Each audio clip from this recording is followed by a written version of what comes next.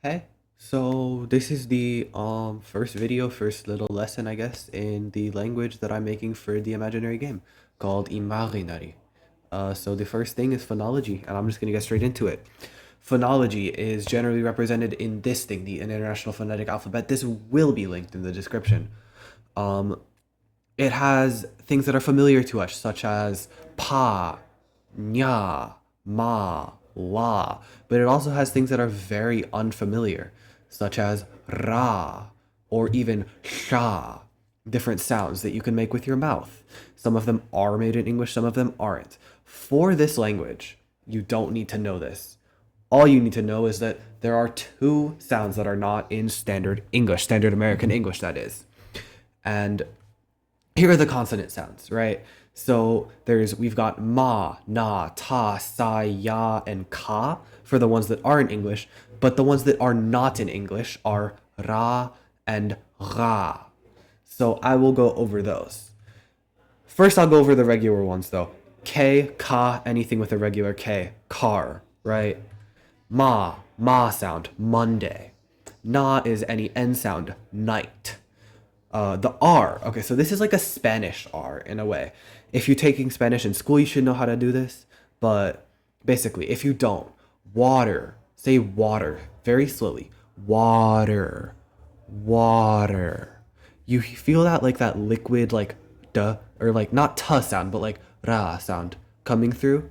That's actually what this is. And if you can isolate the ra sound, it's going to be very easy for you to make this sound from here. There's also going to be a couple diagrams in a couple slides that I will be able to show you.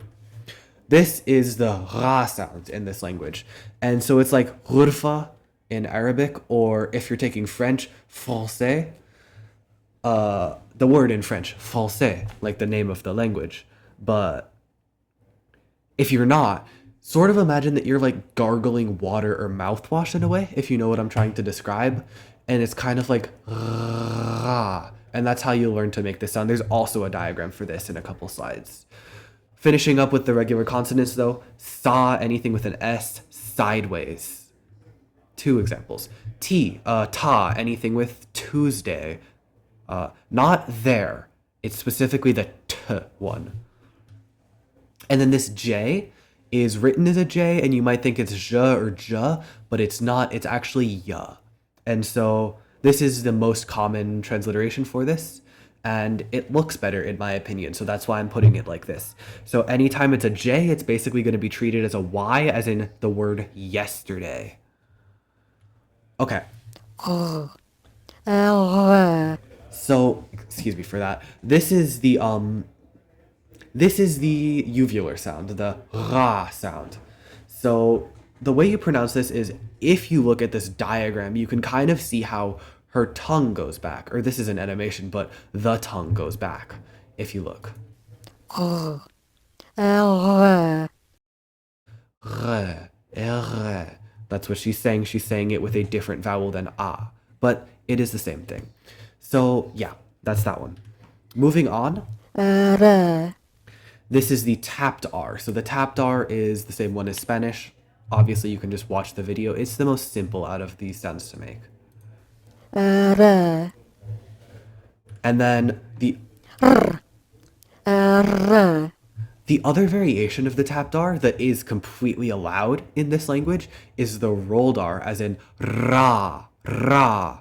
So any word with it, if it's like imarinari or imarinari, either of those are completely fine as long as you make a conscient effort that is good enough to distinguish ra from ra. But yeah, so that's that. Moving on to vowels. This is a very simple four vowel system, and three of them are way more common than the other ones, and those are a, e, and u.